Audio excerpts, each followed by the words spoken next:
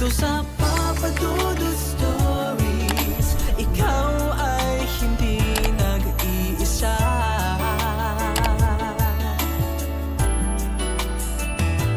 Dito sa Papa Dudut Stories, may nagmamahal sa'yo. Papa Dudut Stories, Papa Dudut Stories. Dear Papa Dudut, sa lahat po ng mga nakatutok ngayon, huwag pong kalimutan mag-like, mag-share at mag-subscribe. Maraming salamat po sa inyong lahat.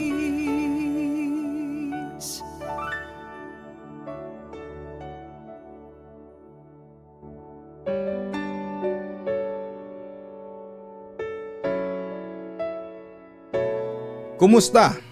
Sana po ay maganda ang araw ninyo habang nakikinig ng aking kwento sa Papa Dudut Stories. Ako po si Verla, 37 years old na sa ngayon. Isang ina sa araw pero pokpok naman at dating adult content creator naman sa gabi. Kilala ko sa alias kong Queen V.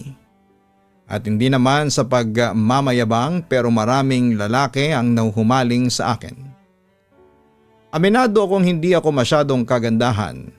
Sakto lang pero napakagaling ko sa performance. Kaya hinahanap-hanap ako ng mga kalalakihang naghahanap ng panandaliang aliw.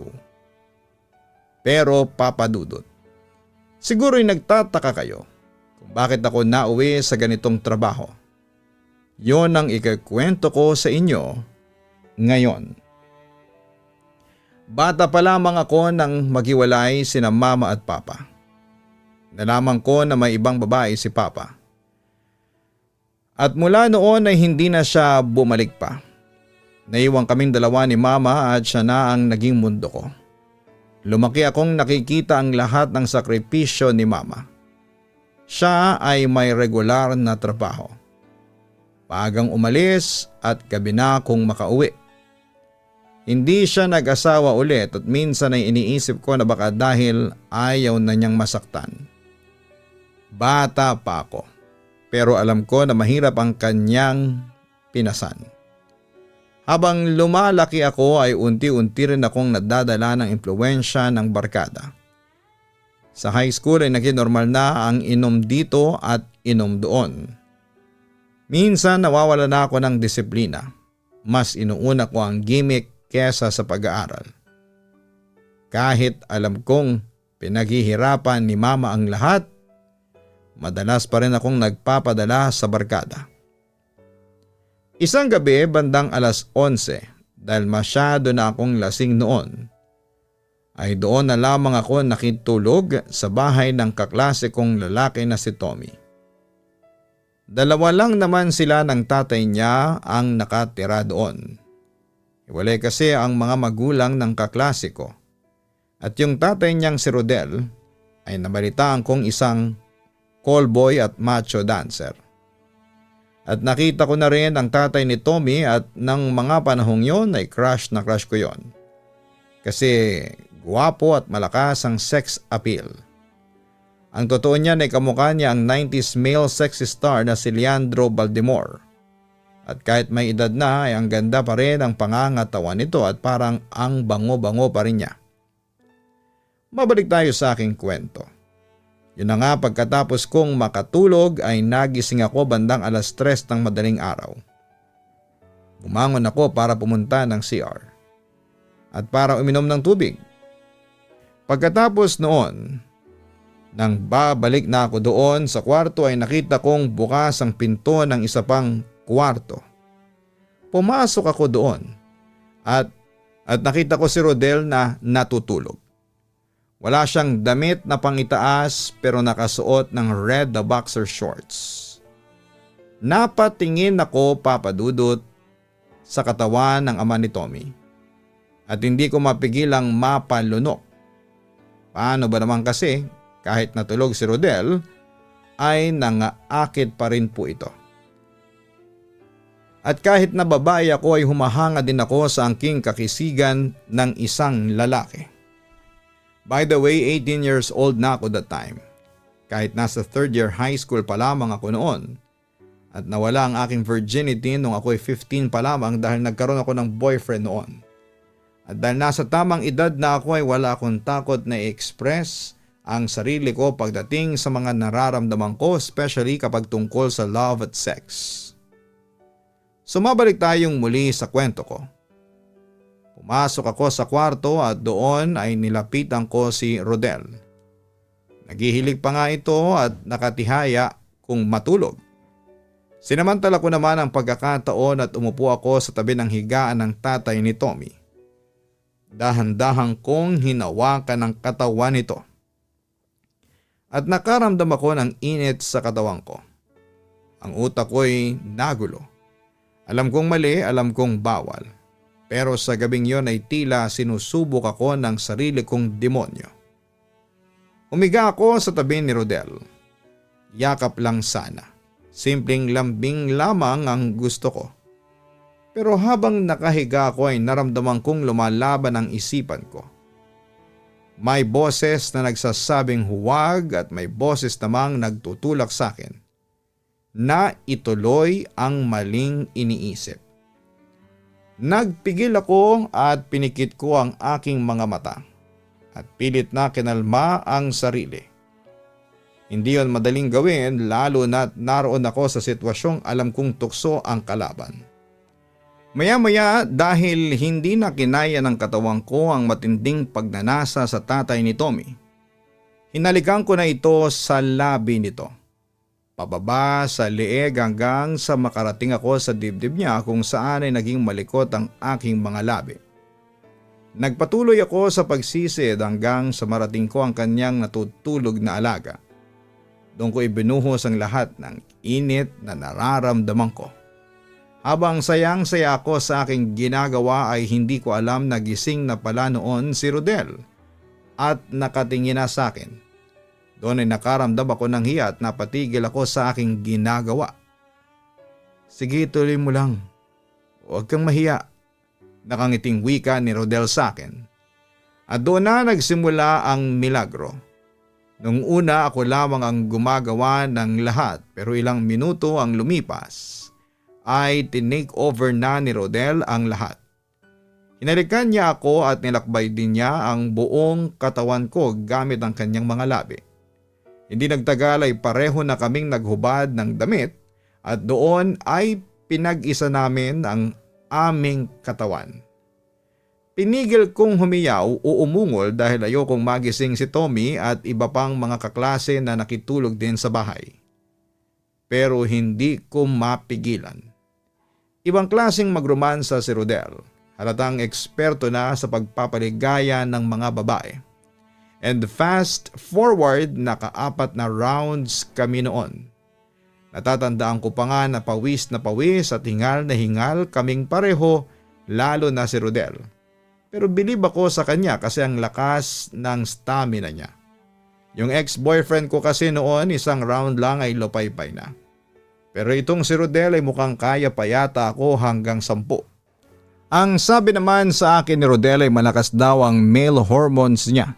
Kaya tumatagal siya at nakakailang client siya sa isang gabi. Kaya malaki daw ang kinikita niya sa pagko-callboy at nakakasurvive sila ng kanyang anak sa kanilang buhay. Pagsabit ng 5:00 maaga akong umalis ng bahay ni Tommy para umuwi na sa aking bahay para maghanda dahil may pasok pa ako sa school ng hapon. Pagdating sa classroom namin ay napansin ko si Tommy na tahimik lang noon at nakatingin sa akin palagi. Kapag kinakausap ko naman siya, kung may problema ba siya ay umiiling lang siya. Pero dahil sa makulit ako, hindi ako tumigil hanggat hindi niya sinasabi sa akin ang katotohanan. Nakita ko yung ginawa ninyo ni Papa pag-amin niya sa akin. Nagulat naman ako at nakaramdam ng hiya nang sabihin ni Tommy yon sa akin. Galit ka ba sa akin? Malungkot na tanong ko sa kanya. Hindi, Verla. Ang totoo niyan ay nagustuhan ko pa nga yung ginawa ninyo eh. Matagal ko rin kayong pinanood. Ayun, ang dami kong pinalabas kanina nung nasa CR ako. Natatawang sabi ni Tommy sa akin. Pero Verla, hindi ko akalain na ang hot mo pala. Pabiro pa niyang sabi sa akin. Natawa lang ako noon sa sinabi niya. Samantala simula noon, Papa Dudut, ay madalas na akong tumambay sa bahay ni Tommy para maranasang muli ang masarap at mainit na romansa ni Rodel. Hindi nagtagal ay pumasok na rin si Tommy sa eksena namin ni Rodel. Nag-father and son team up para igang ako. Pero hindi ako tumutol doon. Katunayan ay gustong gusto ko yung ginagawa nila sa katawan ko. Hindi lang init ang nararamdaman ko noon kundi parang nararamdaman ko rin na malaya ako at nakakatuwa para sa akin na sinasamba ng dalawang lalaki ang aking katawan. Hindi nagtagal ay naisipan ni Rodel na videohan ang paglalaro naming tatlo tuwing gabi. Pero syempre dahil may concern si Rodel sa amin ni Tommy ay pinagsusot niya kami ng bonnet para hindi kami makilala at para mapangalagaan pa rin ang reputasyon namin. At ayun, pagkatapos ng mainit na shoot ay ibinebenta ito ni Rodel sa mga gumagawa ng pirated videos noon. At kumakalat talaga ang mga video namin. Doon nagsimula ang alias ko na Queen V, habang si Tommy naman ay nakilala bilang Prince Dax. Kumalat ang mga videos namin hanggang sa internet. That was year 2007. Ang cellphone pa noon ay yung Nokia camera phone na may keypad. Pero hindi naging hadlang ang teknolohiya para maraming makapanood ng mga adult videos naming tatlo. Sa kabilang banda, lahat ng kinikita namin sa mga videos ay hinahati ni Rodel sa aming tatlo. Kaya noong mga panahong yun ay marami akong pera. Nagtataka nga noon si Mama kung bakit hindi na ako humihingi ng baon sa kanya. Siyempre hindi ko naman sinabi kay Mama ang totoo. Ang sabi ko lang ay nagpa-part-time job ako sa isang fast food kaya may pera ako. Papa Dudut, nagpatuloy ang paggawa namin ng threesome adult videos hanggang sa graduate kami ni Tommy ng high school at nakapasok sa kolehiyo. Yun nga lang, pagkatapos ng first year sa college ay nagpasya si Tommy at si Rodel na umuwi na lamang sa kanilang probinsya sa Cebu kaya natigil na ang collab namin. Nagkataon din na nagkasakit noon si Mama at kinailangan niya palagi ng pera para ipambili ng kanyang mga gamot. Dahil dito ay nagpasya na akong pumasok sa pagbebenta ng laman. Na-hire ako sa isang nightclub bilang GRO at doon ay dinala ko ang alias kong Queen V. Nanibago ako at hindi ko masikmura noon ang ginagawa ko. Kung dati bilang adult content creator ay nakakaya ko pa since na Rodel at Tommy lang naman ang nakakatali ko. Pero sa puntong yun ay iba't ibang lalaki ang nagpapakasasa sa katawan ko. May mabango, may mabaho at may amoy alak. Meron ding sadista at may bastos. Meron ding maarte, may mapanglait at matapobre. Sari-saring ugali ng lalaki ang na-encounter ko pero tiniis ko yon alang-alang sa pera at para makabili ako ng gamot ni Mama. Papa Dudut, 3 years ako naging pokpok bilang si Queen V bago ko napagpasyahang tumigil kasi hindi ko na talaga kaya noon. Sinubukan kong maghanap ng disenteng trabaho.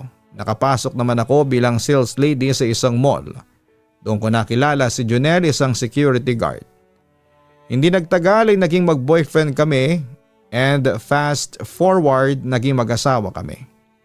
Kaso nung isang buwan pa lamang kaming mag-asawa ay na-involve si Junel sa isang iskandalo kung saan ay naging viral ito at nasibak siya sa kanyang posisyon bilang security guard. Hindi niya matanggap yon kaya inilaban pa niya. Pero isang aksidente ang dumating. Naaksidente siya sa motorsiklo na naging dahilan para magkaroon siya ng deformity at tuluyan ng matanggal sa pagiging security guard. Dahil dito ay nagpasya na lamang si Junel na bumalik sa kanyang probinsya. Siyempre sinama niya ako at doon ay naging magsasaka na lamang siya. And fast forward ulit, nagkaroon kami ng 3 anak ni Junel. Sina Risa na 9 na taong gulang, si Jack na 7 taong gulang at ang bunso kong si Tala na 4 na taong gulang. Isang araw habang nagtatrabaho sa bukid, bumagsak siya at hindi nakabangon ng maayos. Sinabi ng doktor na heat stroke at tatagal ang pagbangon. Mula noon, hindi kami nakabalik sa dati. Siya ang hirap humawak ng kutsara. Siya ang hindi makalakad ng maayos. Siya na ang nangangailangan ng tulong sa lahat ng bagay. Alam nyo, ang pagpapakasipag ko noon ay naglalaba, nagluluto, namamalengke at gumagawa ng maliit na sideline. Pero habang tumatagal ay lumalaki din ang gastusin. Nag-aaral ang mga anak ko, may kuryente, tubig, gamot at may mga araw na ubos talaga ang pera. May mga araw din na nagkakasakit kami. May reseta na hindi ko mabibili. Sabi ko sa sarili ko ay hindi ako pwedeng umiyak lang. Dapat ay kumilos na ako. Isang gabi may lumapit sa akin sa palengke isang kakilala ng kapitbahay namin. Verla, may kakilala akong naghahanap ng babaeng babayaran kada gabi one night stand. Sabi niya, baka interesado ka. Pinili ko munang hindi pansinin yon dahil hindi kaya ng konsensya ko. Pero nung gabi na walang bigas at umuulan, ang anak ko ay hindi nakakain. Nanginig ang mga kamay ko, pumasok sa isipan ko ang mukha ni Jonel habang humihinga siya ng mahina. Pumasok ang mukha ng mga anak ko na nanlalamig sa gabi dahil wala raw pambayad sa gasera. Kaya napilitan akong pumasok ulit sa pagiging pokpok at performer sa mga nightclubs. Dinala ko ang pagiging Queen Vico hanggang probinsya ng asawa ko. Hindi maganda ang simula. Dinala ko sa isang lugar na hindi pamilyar sa akin. Pinakita sa akin ng silid kung saan may lalaki naghihintay na hindi ko kilala. Naiyak ako bagamat dati na akong pokpok. Naiyak pa rin ako noong mga sandaling yon kasi matagal ko nang gustong takasan ng pagiging Queen V. Dahil ayoko masira ang reputasyon na meron ako sa harapan ng mga anak ko. Ayokong dumating ang araw na inaapi at tinutokso ang mga anak ko ng mga kapwa nila bata na pokpok naman ang nanay mo, ang baboy ng nanay mo at kung ano-ano pang pangiinsulto. Kung dati okay lang sa akin na maging pokpok kasi reputasyon ko lang naman ang masisira. At kaya kong indahin ang mga pangiinsultong matatanggap ko mula sa mga mapanghusgang tao. Pero ngayong may pamilya na ako, lalo na 3 ang anak ko tapos ay 2 doon ay babae din katulad ko. Nawalan ako ng kapal ng muka at ayokong maranasan ng pamilya ko ang mga panlalait na natatanggap ko. Pero naging desperada na ako noon, Papa Dudut. Lalo na kapag naiisip ko si Jonel. Mahal ko ang asawa ko at ayoko mawala siya sa akin kaya pikit mata kong ginampanan ang pagiging isang Queen V. Madali din namang natapos at doon ay napatingin ako sa dala kong pera na kailangan para sa gamot at bigas. Doon ko nalaman kung paanong mabilis na nagbabago ang isip mo kapag ang gutom at takot na ang nagbubunsod. Nilagay ko ang sarili ko sa isang papel na hindi ko akalain na gagampanan ko. Minsan nagtataka ako kung paano ko nagawang ilihis ang tingin ng sarili ko. Pagkakauwi ay sabay kong niyayakap ang mga anak ko. At sabay sabi nila na salamat mama, may ulam na tayo. Kulang pa ang panggabi kong pagluha. Sa umaga nagiging ilaw na ako. Nagluluto, naglalaba, nagwawalis parang walang nangyari sa gabi. Ngunit gabi-gabi ay may bangungot na hindi ko mapawi. Nilalamon ako ng hiya at konsensya. Hindi ko alam kung dapat ko bang ipagpatuloy kung titigil ako. Baka mawala na kami ng pambayad sa kuryente. Baka hindi makapag-aral ang mga bata. Baka lumala ang kondisyon ni Jonel. Pero bawat padalang pera na dumarating mula sa gawaing yon ay may katapat na sugat sa puso ko. Minsan naiisip ko na baka ako ang nag-aaksaya ng dangal ko para sa survival. Minsan naman ay iniisip kong anong klaseng mama ako kung hahayaang magutom ang mga anak ko. Naglalakad ako minsan sa gabi at pinagmamasdan ang mga bituin. Nagdarasal ako. Humihingi ako ng tawad sa Diyos at nag-iisip kung meron pa bang paraan. Naganap ako ng iba pang trabaho, nagbenta ng kakanin, nagtinda ng gulay, tumanggap ng mga labada. Lahat ng ito ay hindi po sapat. At may pagkakataon na meron ding tumutulong na kapitbahay o kaibigan. pero hindi palagi. At ayaw ko rin na palaging umasa at ayaw kong maging pabigat. May mga sandali na nagkakaroon ako ng lakas ng loob na lumantad sa katotohanan. Gusto kong sabihin sa asawa ko pero natatakot ako. Hindi niya alam ang nakaraan ko. At kung sabihin ko sa kanya, paano kung masakit pala yon sa kanya? Paano kung mawala ang respeto niya sa akin? Paano kung mawala ng pag-asa ang mga anak ko? Masyado akong natatakot sa mga tanong na ito. Kaya nanatili akong nagtatago ng lihim habang ginagawa ko ang anumang makakaya para mabuhay. May isang gabi na hindi ko na maitago ang lungkot sa mukha ko. Nagising ang panganay kong si Risa at umawak sa kamay ko. "Mama, bakit umiiyak ka?" tanong niya. Kinuha ko ang sarili ko at pinaliwanag ko na pagod lamang ako. May sakit lang ang dibdib.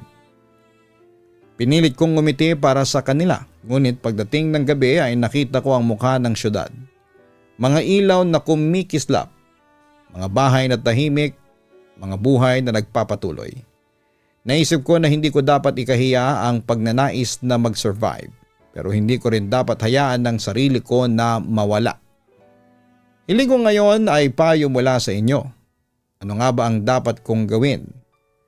Patuloy pa ba akong itutuloy ang landas na ito kahit nakukonsensya ako? May mga pagkakataon na pakiramdam ko ay wala akong pagpipilian, pero alam ko rin na may ibang paraan sa mundo na hindi ko pa nakikita.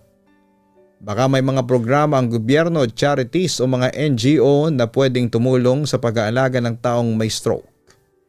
Baka may skills training na pwede kong pasukan para magkaroon ng trabaho kahit may limitasyon ng oras ko dahil inaalagaan ko si Jonel. Hindi ko gustong bumitiw nang hindi sinusubukan ng lahat, pero ayaw ko ring maging dahilan ng pagdurusa ng sarili ko ng walang katapusan. Ang pag-ibig ko sa pamilya ang nagtutulak sa akin, pero alam ko rin na hindi dapat ang pag-ibig ang pumipigil sa sariling dignidad. Gusto kong malaman kung may mabuti at mas praktikal na solusyon kung paano ako makakahanap ng tulong para sa asawa at mga anak kong hindi ko kailangang isakripisyo ang pagkatao ko. Kung may makakarinig dito na nakakaranas o may alam na mapagkukunan ng tulong, pakisabi naman po. Hindi ko ito sinulat para humingi ng awa lang. Sumulat ako dahil kailangan ko ng payo at direksyon. Kung hindi ito tama ay sabihin nyo rin. Kung may alternatibo, ipaalam nyo. Nais ko lang makapiling ang pamilya ko ng buong puso at buong dangal kung maaari. Maraming salamat po sa pakikinig at sana po ay makatulong ang mga payo ninyo para makapili ako ng tamang landas. Para sa anak ko, para kay Jonel at para sa sarili kong kaluluwa. Lubos na gumagalang, Verla. Maraming salamat kay Verla sa pagbabahagi ng iyong kwento sa aming programa. Napakalungkot ng iyong kwento. Napilitan kang isakripisyo ang iyong dangal at pagkababae para lamang sa pera, para sa pamilya mo. Pero huwag mong iasa sa pagbebenta ng sarili mong laman ang lahat. Dahil una, katawan mo ang sinisira mo. Paano na lamang kung sa ganyang trabaho mo ay bigla kang magkasakit? Tulad ng pagkakaroon ng HIV, imbes na makatulong ka sa iyong pamilya ay baka ikaw pa ang maging pasanin. Pangalawa ay maraming paraan para kumita ng pera. Basta madiskarte ka lamang. Pwede kang magtinda, mag-online selling, maging ahente sa mga binibentang mamahaling ari-arian. Kung kulang ka sa skills, nariyan ng TESDA na nag-o-offer ng libreng seminar and workshops, tapos lahat ng natutunan mo doon ay gamitin mo sa pagtatayo ng sarili mong negosyo. Kung kulang ka naman sa pondo o puhunan, nariyan ang mga NGOs na maaring tumulong sa mga taong nagsisimula pa lamang ng kanilang maliit na negosyo. Pwede ka ring humingi ng tulong sa inyong munisipyo o city hall dahil bawat local government units ay may mga livelihood programs. Halimbawa dito sa QC, merong pangkabuhayan QC at kung saan pwede ka makakuha ng 10 hanggang 20,000 pisong capital assistance. Sa Maynila, meron silang tinatawag na Sustainable Livelihood Program na kaya mag-offer ng seed capital na hindi tataas sa 15,000. Pwede ka ding lumapit sa DSWD at meron silang mga livelihood programs doon. Kung saan ka man nakatirang probinsya ngayon, maaari ka makipag-ugnayan sa local government ninyo para matulungan ka sa iyong problema. Verla, kung desidido ka talagang tumigil sa iyong pagbebenta ng sariling laman, maraming paraan para makaalis ka dyan sa kinakasadlakan mo ngayon. Lakasan mo ang iyong loob at isapuso mo na gusto mo talagang magbago at mangyayari yan kung ikaw ay magpupursige. Huwag kang mag-alala at gagabayan ka ng Panginoon sa pagtahak mo ng tamang landas.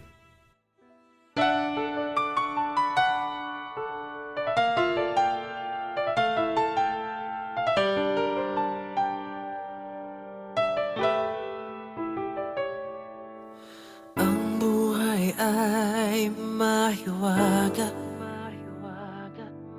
laging may lungkot at saya. Sa Papa Dudut Stories, laging may karamay ka.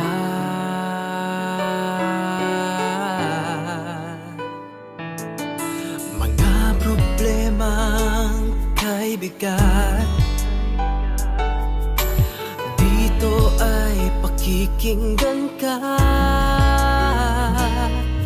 Sa Papa Dudut Stories, kami ay iyong kasama. Dito sa Papa Dudut Stories, ikaw ay hindi nag-iisa.